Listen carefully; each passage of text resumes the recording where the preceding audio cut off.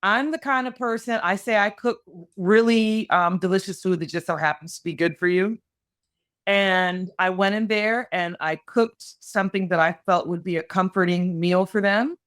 And I will tell you, this is the God honest truth. The next day I got a call. I had gone up against Tom Cruise's personal chef and Wow. Ellen DeGeneres' personal chef. I had never private chefed in my life, and I got the job. I made it through the rough time. I made it through the tough time.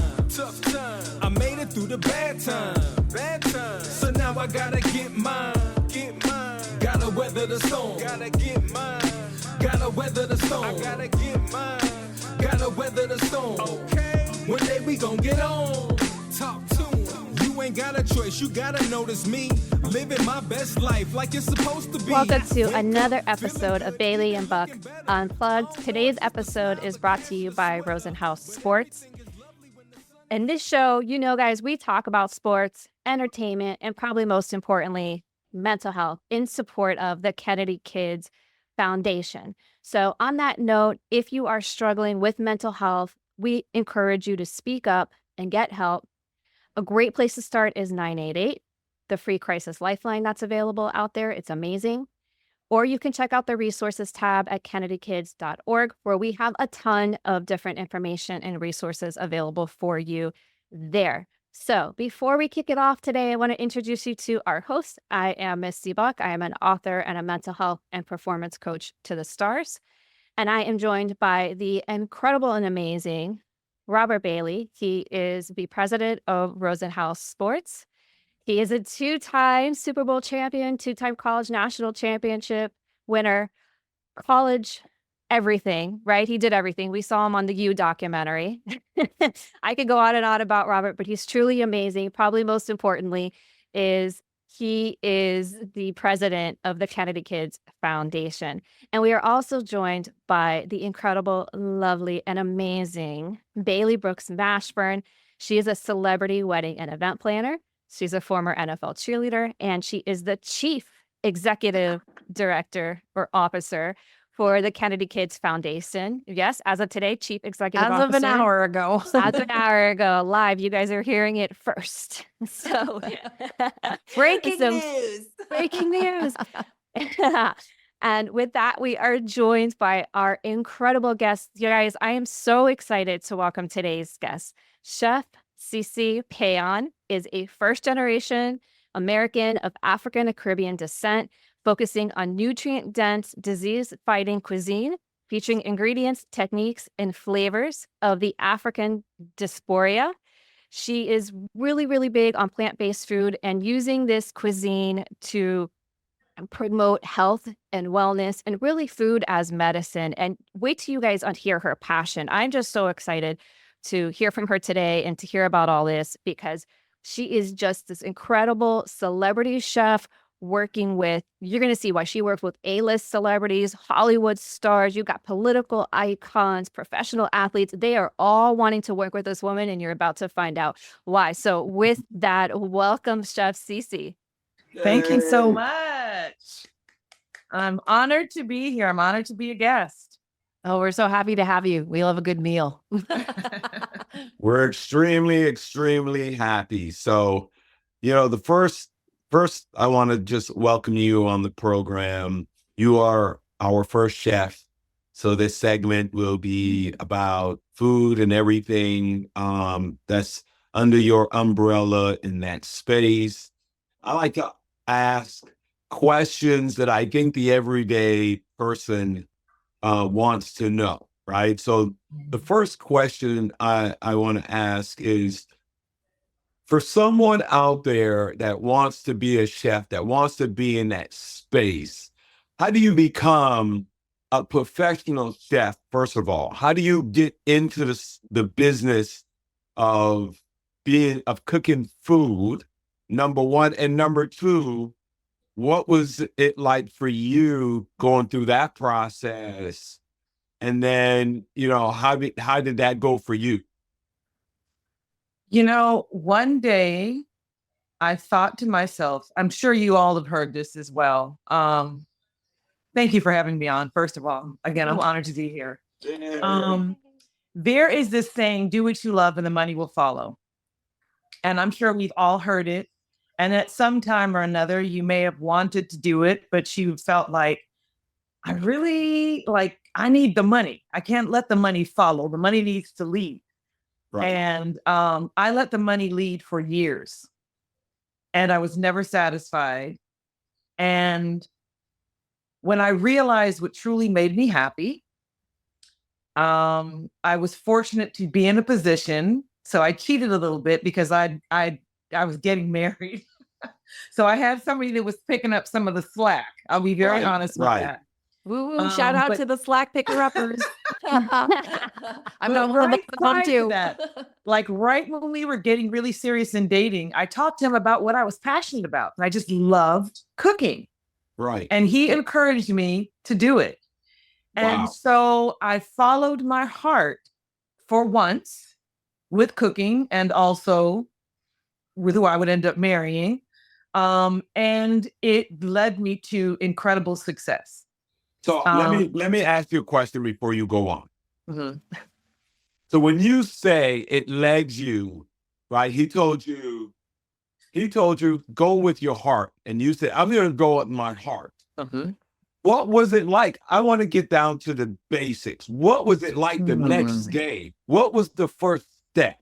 What was did you then go in the kitchen and start cooking? Did you start going online? What was it like for you? Because everybody has a different journey. And I want people out there to know that you can do what you want to do. So I want them to hear the bottom line, like actions that you took to get into the industry, especially as an adult. I was 40 years old. Wow. I'm 53 now. Stunning, I jumped. by the way, just stunning. Thank you. Stunning. Thank you. Sorry about that. Thank you very much. I just jumped. My brother is like my personal guru and oracle. Right. And he says to me, jump and the net will appear.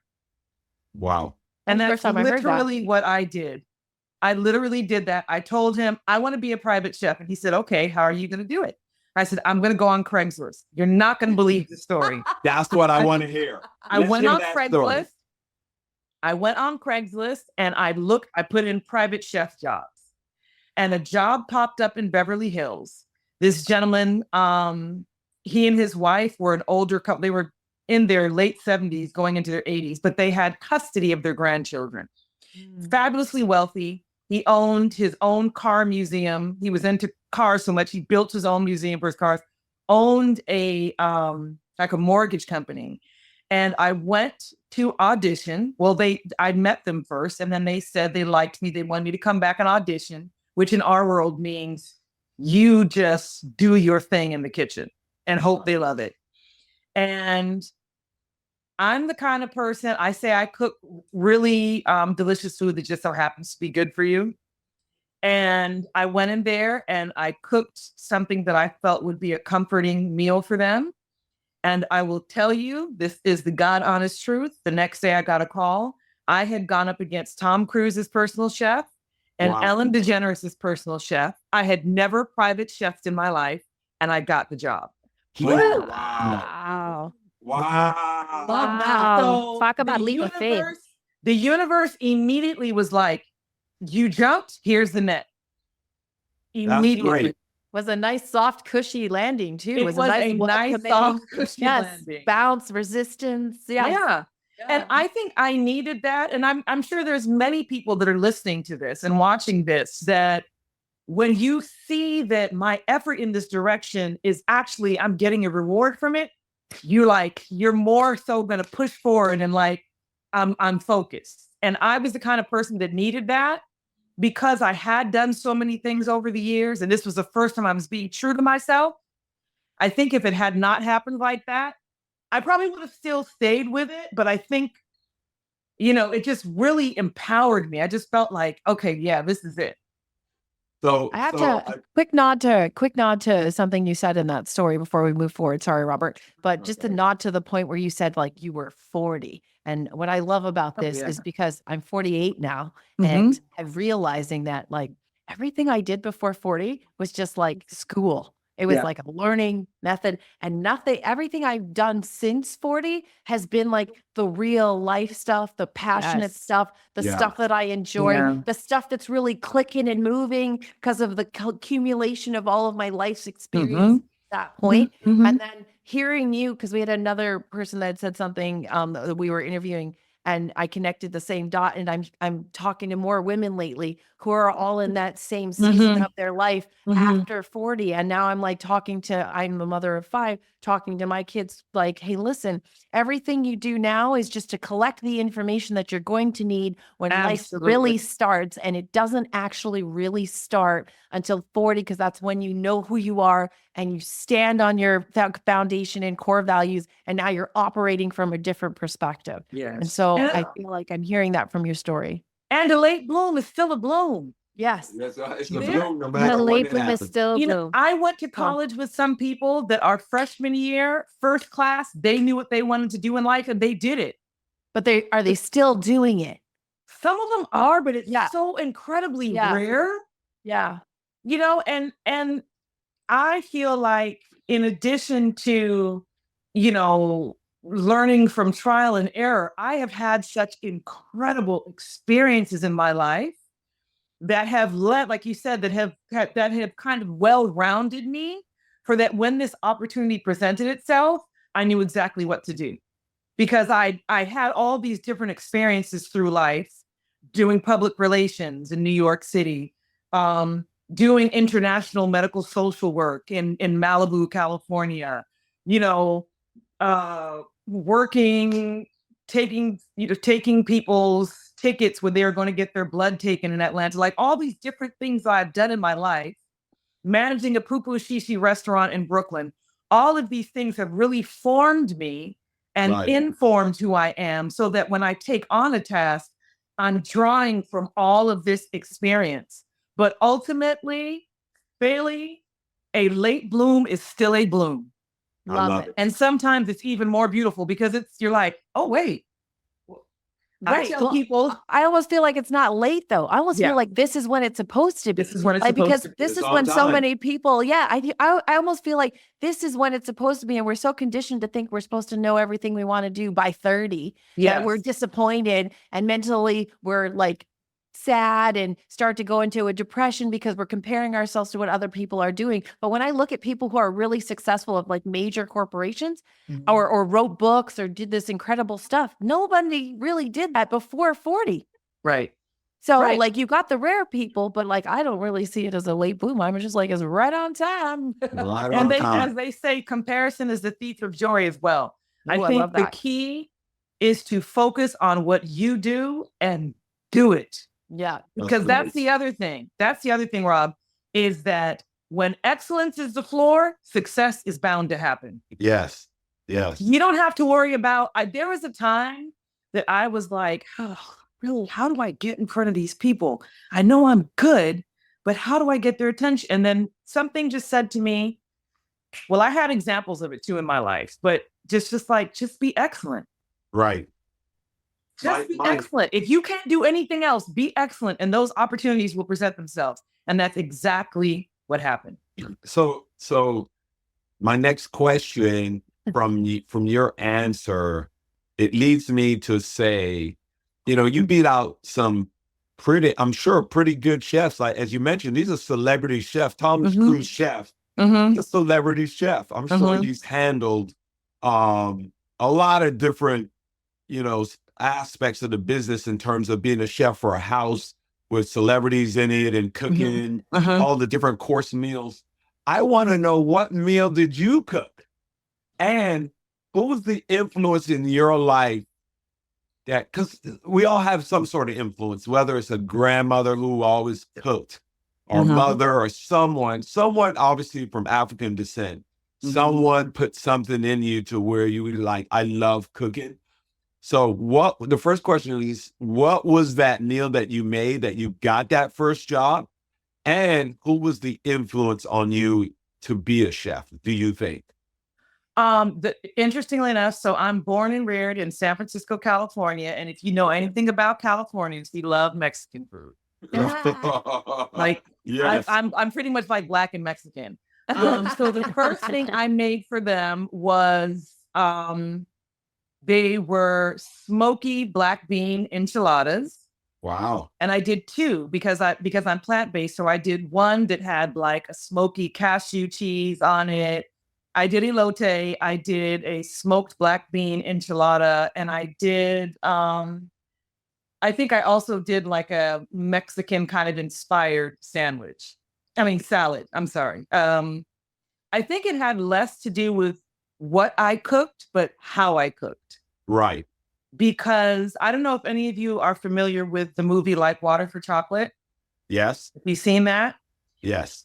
When she cooked, she put her heart and soul in every dish. She wanted people to feel loved. She wanted them to feel nourished. And I genuinely, when I cook, that is what is utmost important to me, is that you feel the love, you feel the care, you feel the acts of service that are all a part of what I have done for you, because it's becoming part of your body. Right. So this is serious business. I think some people cook and they're really worried about it tasting good, but when you're really taking into consideration that what you are preparing is going to become part of their body, Wow. that's like a real responsibility. And I take that. They take it very seriously. It's like an intentional transfer of healing energy to promote the body Absolutely. and a healthy mode, but you're intentionally Absolutely. transferring your thought process, and it transfers into the food, which is a bioorganism, which transfers back into the body. So it's a total link. Absolutely. Yeah, 100%. When I was in culinary school, they told us, if you are upset, get out of the kitchen. Ooh, Wow. What? Wow. When did you go to culinary school? I went After to that job? Yes, I did. I did. Interestingly enough, because I just jumped and I had the opportunity and I wanted to go to this specific school that was in Austin, Texas. We were living in LA, and I was like, how am I going to do that? Fortunately, again, the universe gave my husband a position where he was a consultant and he could work from anywhere as long as there was a major airport. So we packed up. We moved to Austin, Texas for me to go to culinary school, and he traveled from there. oh, he Yeah. really is a strong. So he He- really is he- the backbone You're supporter. right. Like he's in the an house. amazing man. He's an amazing. She said amazing. That's amazing that your husband picked up and moved so you can go after your goals. Well, yeah, I think he saw how it transformed me. I think he Right. saw the joy that it gave me, the purpose that it gave me. You know, well, that's the woman he wants to lie down next to at night. Well, That happy woman who wakes up in the morning like, "Woo, Exactly. let's go. But he Happy house, always happy said- spouse. Yeah, happy house, happy spouse. He always says that he believes that God in particular has given a special ability to be creative to women. And that for a woman to really be who she is, she has to be able to express herself creatively.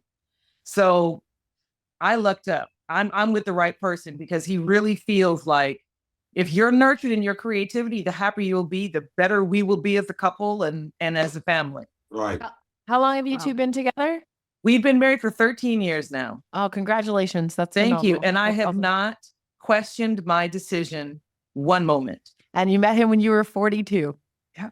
Look at, like, I love it. I love it. Listen, I found mine. I feel the same way. I found him at 42. I am like, just like, he's like, whatever you want. With some boundaries, but whatever you want. He's like super sweet. I With get some it. And boundaries. you look so happy. Like it looks, Yeah. it radiates off of you. I'm I very can just see how your food would taste already. That's amazing. So, And Chef, remember, I I'm want coming to cook for you all. I'm coming- Yes. I Listen. hope I can't wait to taste your food. We're gonna happily have to do a part 2. We should do a Kennedy Kids board of volunteers dinner. We should host a I board would of love to do volunteers that. dinner and have Chef CC come cater it for us. That Yeah. would be great. Chef, do you have a cookbook? My husband is the cook of the house. When we got I married, have- he couldn't I scramble have- an egg, but now he cooks everything. So, Wow. yeah. I have So- a digital cookbook, and I will, hopefully by the time this airs, I will have it updated and I'll have it to you all. I don't have All a right. physical one, but I have a digital. Get us that link and we're going to put it Mhm. in the show notes, but I'm going to Mhm. just kind of scoot that over to my husband because I am pescatarian, often eat plant-based. And so he's always cooking these amazing things for me. So I'll just kind of Mhm. pass that. How his did you way. get your husband, Misty, to learn how to scramble an egg? Because mine can't even You craft want to one. know? Yeah. You want to know what happened? So, so his mom had a catering business his whole life, right? So he's like always been around like stuff in the kitchen, but he just Yeah. never even tried.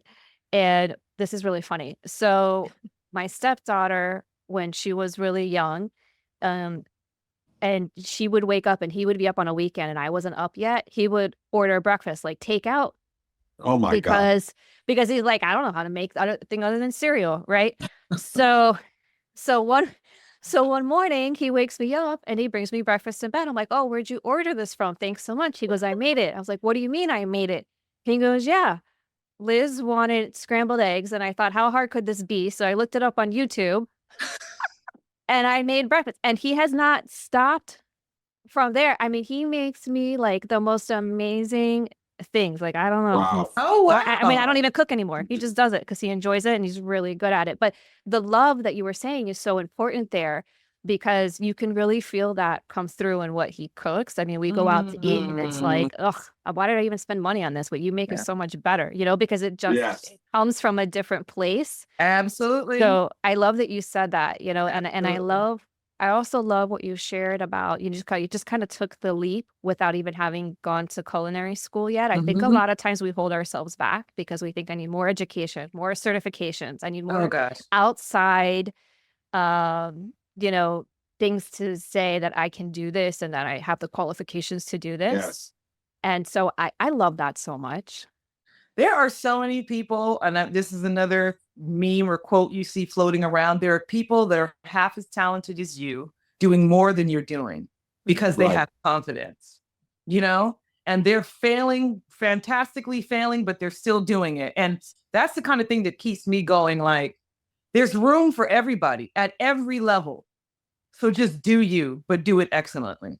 I literally volunteered after Robert Bailey over here was putting together a paint walk that I attended. And at the end of the paint walk, just because I was like, I could do this, I was like, you need an executive director.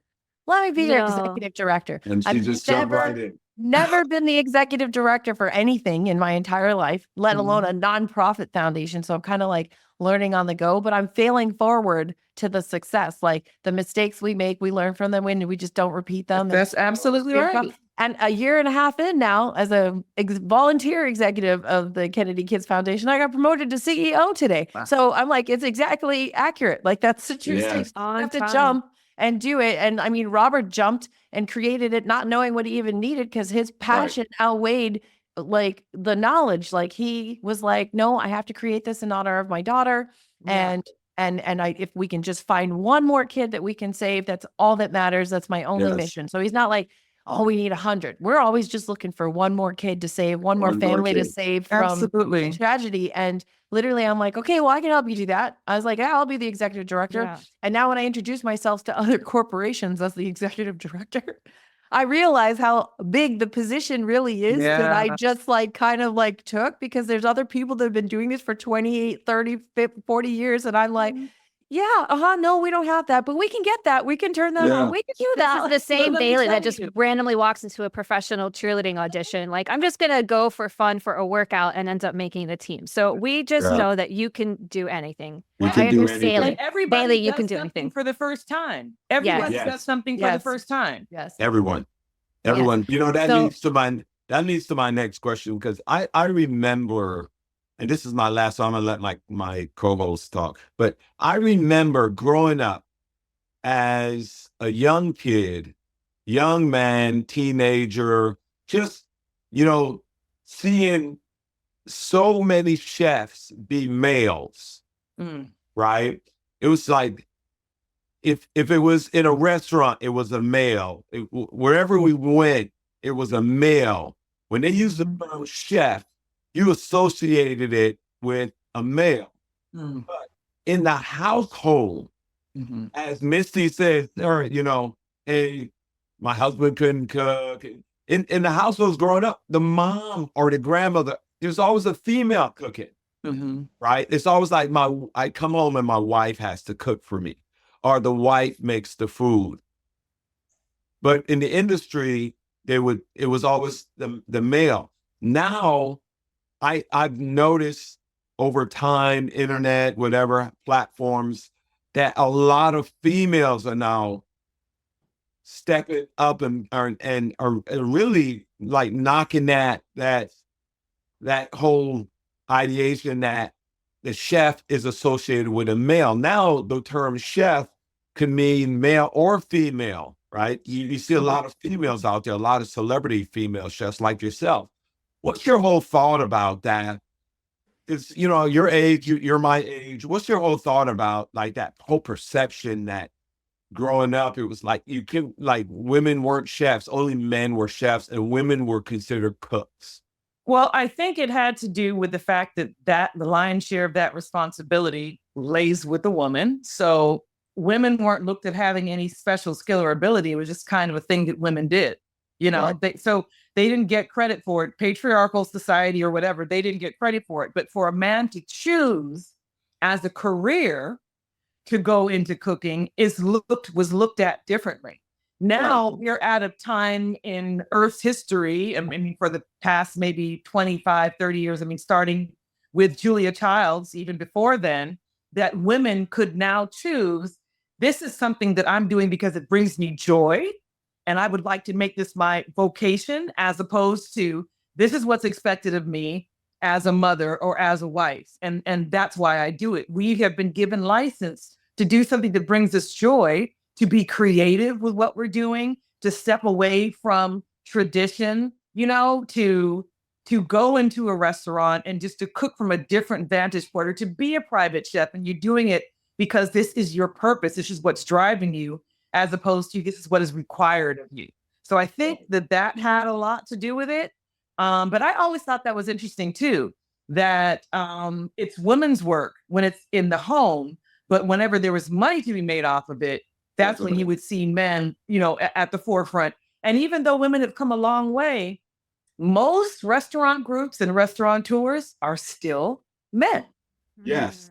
Yes. And the term chef, just the term chef, you associate it as a male term, as a male.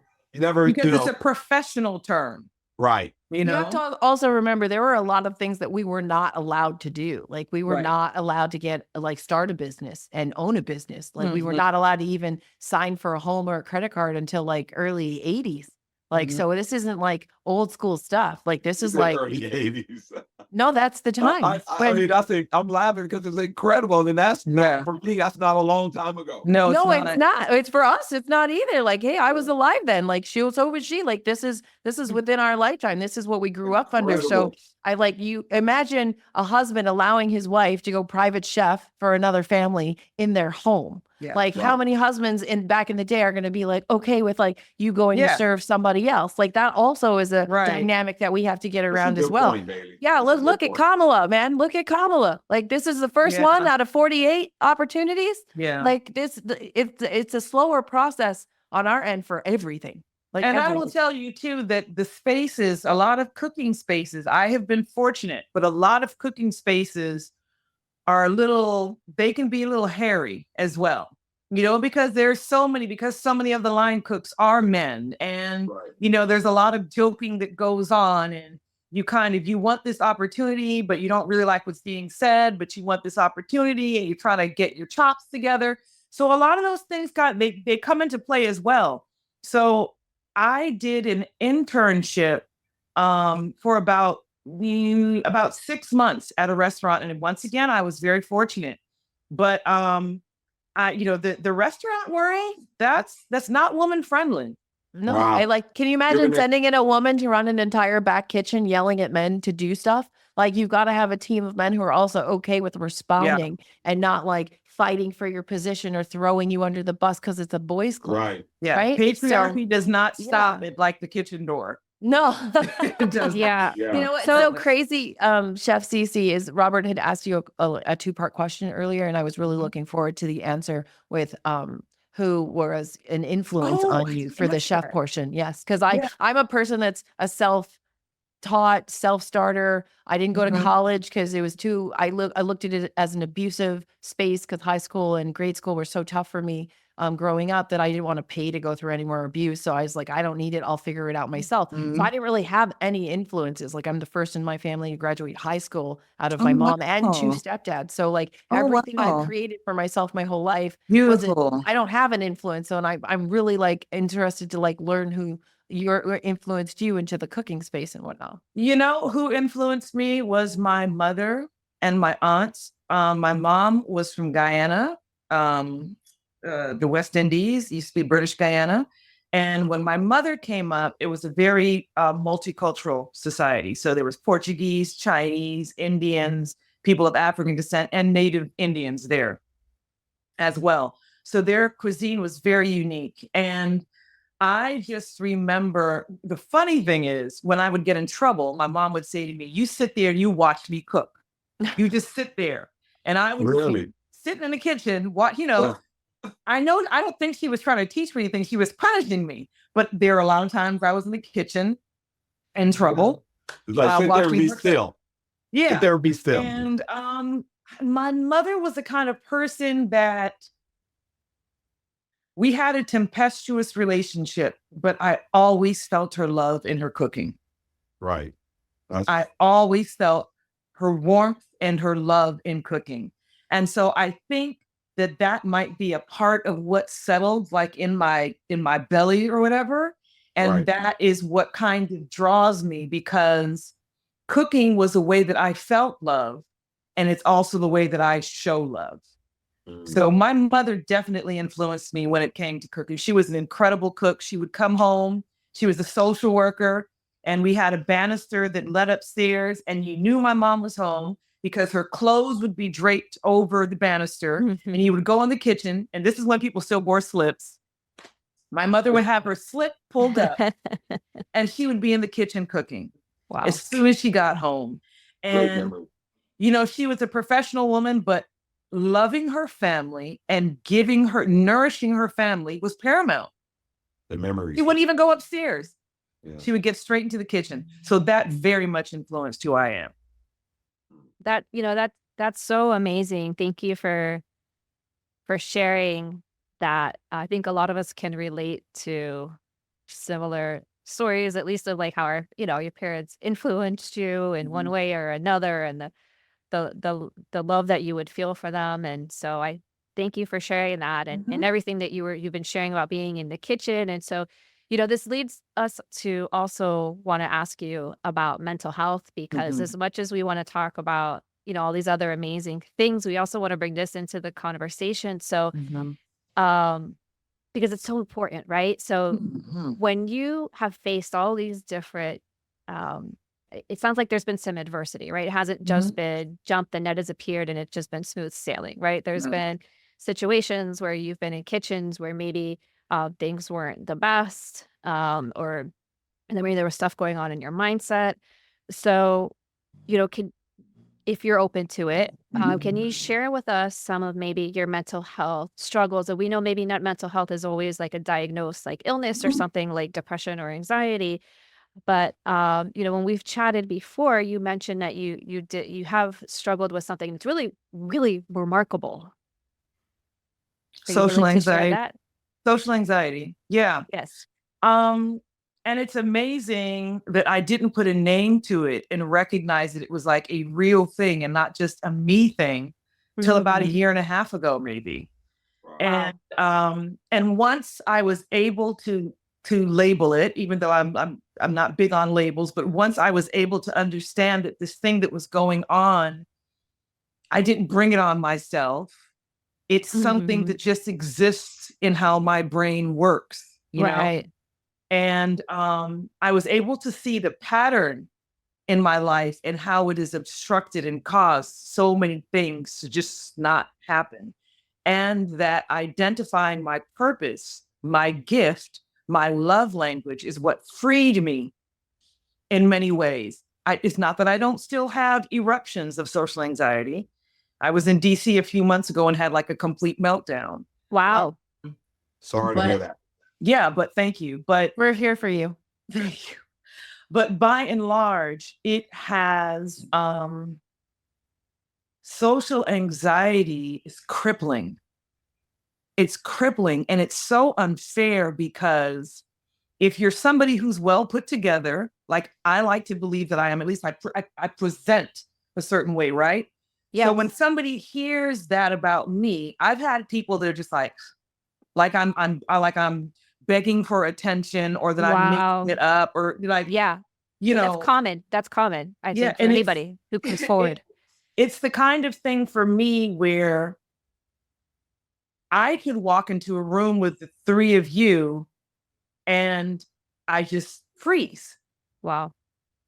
I cannot think of what I'm going to say to you. And if I do say it, is it going to be awkward? And everybody's looking at me. Everybody realizes that I'm a nutcase. And you just go into this whole spin in an instant. Yeah, no, I know what you mean. I mean, obviously I'm a little off today in the podcast. You guys don't know this, but it took me about 4 takes to get the intro right. So I can identify with that. I'm having some anxiety myself today. So Yeah. I can understand. And I want to thank you for being so transparent with that, because I have to imagine in those kitchens, sometimes you probably feel like you have to come across as strong and you got it all together and whatever, and you have to sort of hide it. Yeah. But here we are. Yeah. Well, What does that feel like for you, Chef CC, because I don't understand the social anxiety piece. So like when you freeze, like what is that feeling for you? It's a mixture of like imposter's complex. Mm. Because you're like, I'm here. Do I really deserve to be here? Yeah. You're going through, you're constantly, in the private chef world, working at that level. That's going to be in your head, because you're always pushing yourself for excellence, because if you mess up, somebody else can take your opportunity. So you're under this tremendous pressure, I do believe that finding my purpose has freed me some, because I just focus in on what I'm doing instead of what's around me. Whereas when social anxiety takes over, I'm focusing on all of this instead of this. You were a celebrity chef for Will Smith and Jada Pinkett and some other celebrities out there, some professional athletes. Did you ever go through, was that tough being in front of these big figures? Did it affect your social anxiety? Do you ever remember having a moment like that, talking with them or trying to serve them and do your job? No, because there's something about being in your purpose. Right. There's something about that feeling that you get that, there's an instant of insecurity, but then when you look, no is not an option. You realize that you don't have excellence is the floor. Right. And something about locking into that mindset and recognizing also, if I'm here, it's because the universe, the divine, put me here. Mm. There, as great of a cook as I am, I'm only there because I was placed there. And so once I'm moving with that and I'm able to focus, all that, it's like you're in a zone. Yeah. You're in a zone. I told you all a few days ago that when I first worked for Mr. Smith, I had a Fitbit on my wrist. I averaged 7 miles a day in the kitchen. Wow.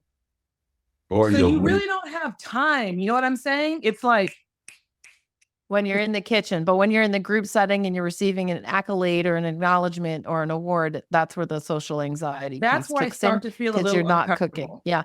You know what? For me, when you were explaining that portion, I just kept hearing in my head, yeah, but she's got such a great opportunity as a chef because everyone in the world needs to eat. So whether she loses one client, there's always another one behind that client. Like it just like your version of your target market is everybody, because everyone has to eat. Yeah. And I've got to tell you that working like that at that level with that amount of stress, I really proved a lot to myself. Mm-hmm. It felt good to come out of that, and then to be called back again and again and again. Yeah. Right. And a lot of people, I know I'm not like a brain surgeon. I'm not solving, the Israel Palestine issue. I'm not doing that kind of stuff. But what I'm doing, I feel like it's important because again, it's like soul work. It's like, Right. when you have had a hard day, two things you want to come home to is a good meal and a comfortable mattress. You want to just relax and feel like you're energizing yourself for the next day and you're setting up for the next day. And to be able to be a part of that, to be chosen to be a part of that is the highest honor. Well, on our call, you totally talked about how diet is tied into the whole mental health part. Mm-hmm. And I thought that was really interesting when you spoke about the mental fog and oh gosh. yes, and the portals we open up and joint health and that whole combination of how you cook. What type of diet do you suggest or do you look at or do you know of for people that struggle with anxieties? Like, is there a diet specific type of food or category that those people that are struggling with stuff like that should be focused on eating? Is it the reduction in sugar? Like, what are you seeing in your profession that people should incorporate to keep themselves mentally healthy and less mentally foggy, I guess? Well, you said one of them. Sugar literally is one of the worst things that you can put in your body. Well, Yeah. Sugar feeds cancer. We all have cancer cells in our body at any given point. But what we eat either feeds disease Right. or stunts disease. Period. There's no way around it. What you're eating is either going to do damage to your body and lead to disease, or it's going to fight off disease. Food literally is your medicine. So for brain fog, lessen the sugar, eat more antioxidants because there are always free radicals that are coming to us from electricity, from exhaust from cars, from some of the things that are put into our phones. So you eat those berries, but make sure they're organic berries. Make sure that you eat the rainbow, eat things that are bright in colors because your body gets what it needs and it gets rid of the rest. Your body is not saddled with breaking down all this processed food and all these preservatives, all these things they don't know what it is. And that goes for vegan meat substitutes as well. I know people don't like to hear that, but when you eat food close to its natural state as possible, you are more open to receiving and hearing and understanding, things that are heavy in fat, mayonnaise, joint health, that's going to affect your joint health. A lot of people that have, for example, inflammation, they're told not to eat things like mayonnaise because that fattiness. Now, avocado is different because it's fat from the earth. But mayonnaise, your body processes it differently. So eating clean and pure is a way to also fight against mental fog and the things that can bring about just not feeling good about yourself. Yeah. So, Chef, I want to thank you for sharing that because I think, we sometimes we forget the benefits of sunshine, of food, Oh, of gosh. exercises, Water. like basic water, like basic things can really lift you up and, and make you feel a lot better. So, one thing that I'm curious about, so you said that you just about a year and a half ago understood what social anxiety was and was like, Mhm. oh, hey, I think that's me. Mhm. So like, how did you, one, identify that and come to realize that that's something that you struggle with? And then two, it sounds like you have developed some amazing coping skills. How did you develop those coping skills? Was it just sort of self-discovery of when I'm in my work and in my space, I get in the flow and it doesn't bother me? Or have there been other avenues? And we're just trying again to like help people by sharing our stories of how we all come to realize our struggles and how Mhm. we all come to go through our emotions of healing. I think for me, I knew it was an anxiety of some sort. Mm-hmm. And I knew that it had to do with social settings, that there would Okay. be particular times I'd be in social settings that I would totally shut down. But then if I'm around like people that I know, I'm like the life of the party. But if There was a if pattern. somebody comes, takes me into a whole setting, they'd be like, what is wrong with her? Like, she's a total weirdo. I'm convinced people have thought that. Oh, you said something else and I was going to respond. You said, how did I identify with social anxiety? And Yeah, were and the your coping coping mechanisms? skills. Yeah, Coping your coping skills. like how have you learned to, because it sounds like everything you're saying, even Mhm. with the blips that maybe just happened Mhm. recently and things that happen, because that happens to all of us when you struggle. It's not like I find one solution and now I'm cured forever. Right, I mean, it's a right, constant discovery of self. So how did you develop these tools? I realized that my social anxiety was a distraction. I realized that, But how some did you how people, did you realize that? Was there like a moment? Did you work with somebody? Like how well, help us because understand.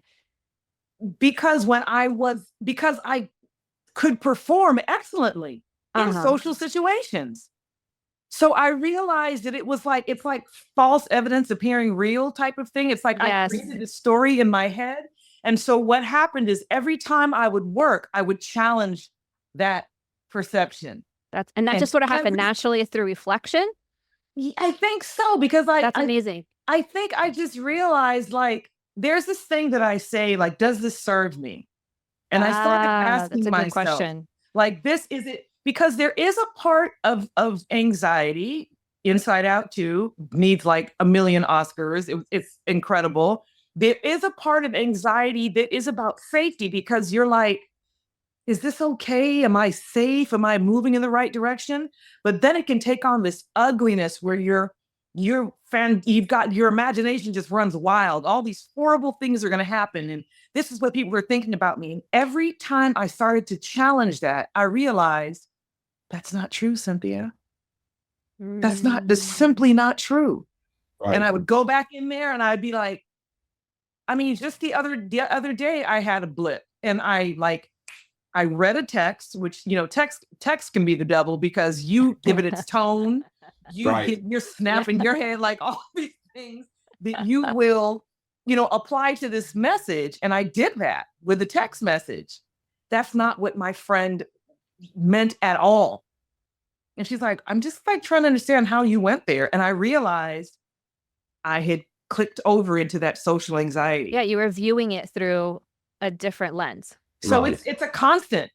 It's constant. Right. Does it But ever the feel like awareness that you have is overthinking? amazing. Sorry. Well, it's been kicking my ass for a long time.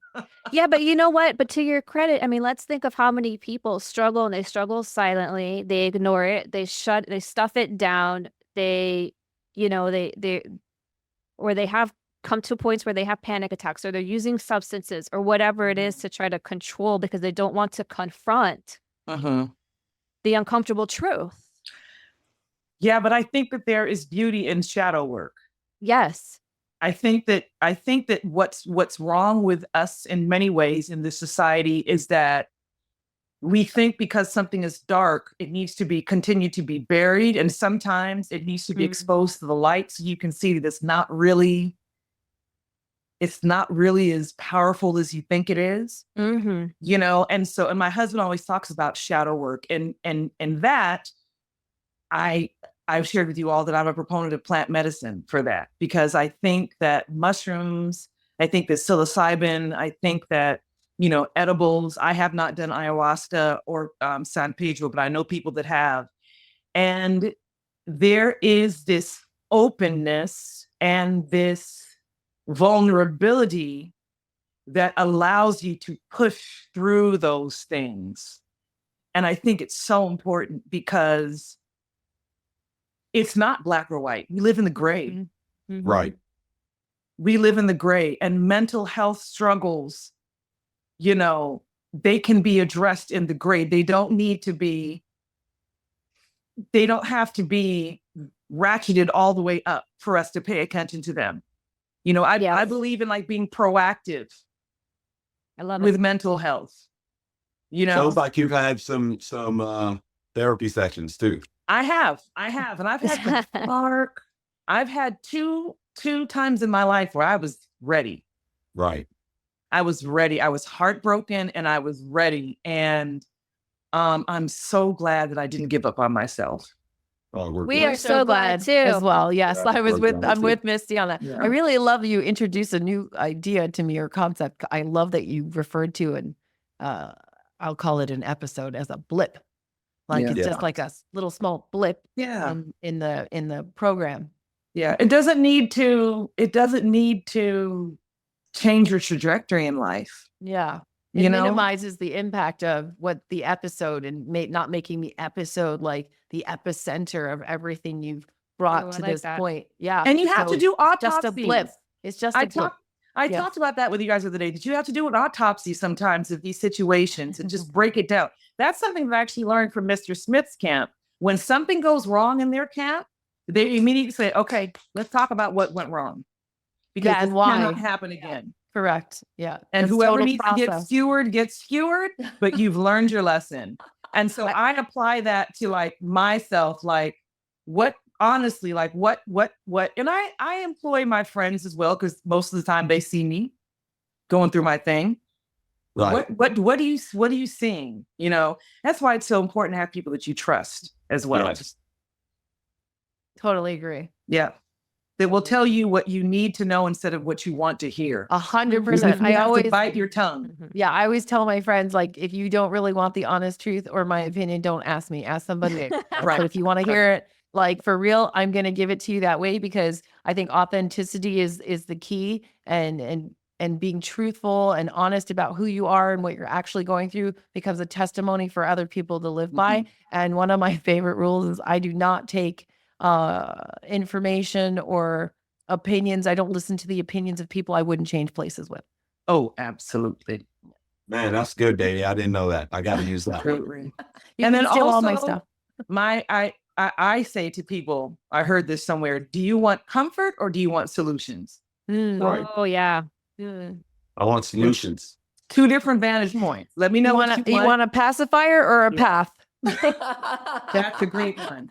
That's a great one. It only popped in my head because of what you said. Because when you said Wow. comfort, I saw a swaddle blanket, and then you said solutions, and I was like, oh, it sounds like a pacifier and a path. Like, That's a home run right there. A pacifier or a path. I like that. yeah, You know, the one thing I want to say about this show, that you just, you kind of solidify for me is that it doesn't matter if you are a chef, it doesn't matter if you're a pro athlete, it doesn't matter if you're an actor. Everyone that we've talked to has gone through some mental health, issue in their life, and they've all thought about suicide. It's come as it could have been a blip, right? But they've all thought about it, and it just goes to show it shouldn't be a stigma. It shouldn't be something that's taboo. It should be something that's talked about, and it should be something that we address with our kids, that we address with our friends and our peers. It should be something that the workforce addresses. It should be something that's brought to the forefront. I mean, somebody in government needs to really start pushing that agenda. Yeah. And I agree too. And especially for young people, I believe your daughter was 16. Was she 16 years old. You know, there's no reason that young people especially should not be encouraged Right. to talk about any and everything. You know, we live in a society again that wants you to bottle up the shadows. Don't talk about the shadows. Don't talk about, and it doesn't serve our kids. It doesn't serve society. I now know of 4 people who have children who have committed suicide. Oh Yeah. my gosh. It really is. It's really an epidemic. It's bad. It's and that's what that's the reason why we're on this podcast with you. We want to bring it to the light. We want to talk about it. We want everyday people to know that celebrities go through what they go through, and we want to know, that celebrities also have therapy, and it's okay for them to have therapy, and that this thing is not something you have to hide. You can talk about it. You can talk, because the person you talk about it with has gone through it also. And so, you think you're going through it by yourself, but you're not. And we Yeah. all have been there and done that. And we really appreciate you. And there's strength in numbers. There's strength in numbers. And the more we talk about it, the more people will feel comfortable talking about it. And that's how you end that epidemic. Yes. Well, we thank you today for joining us Thank on our you. mission, it's sharing your passion, sharing the food portion of what people can do to improve and impact their mental health. Where can our listeners reach out or follow or find you if they have more additional follow-up questions on how they can change their diet to impact their mental health? So I am on Instagram as, this is kind of complicated, vegan adjacent, but I'm sure you'll put it in there, vegan adjacent by CC Pean. And then I'm on Facebook as Cynthia Chia Pean. I'm on LinkedIn as Cynthia Chia Pean. I don't do a lot of social media. We talked about that. I'm a little old school. I'm kind of like the proof is in the pudding. Right. But Literally. yeah, those are Pun the ways. intended. Well, But that's thank how you you can so reach- much, Chef CC. We are going to share the information if anyone wants to reach out to us. If anyone is in need of mental health resources or tools, again, please visit www.kennedykids.org. And then if you're in need of immediate attention, obviously dial 911. But if you just would like someone to talk to and you're in the middle of a crisis, please dial 988. I just want to thank my fabulous co-hosts, Missy Buck and Robert Bailey, and of course, our fabulous sponsor, Rosenhaus Sports. So thank you all again for this time today. It was amazing learning and listening with you, Chef CC. Thank you so much. Thank you. Nice Thank you, meeting you all. Thank you so much. Bye-bye. Feeling good, even looking better. I don't know if it's the smile, the cash, or the sweater, but everything is lovely when the sun is out. We trying to have a good time as well.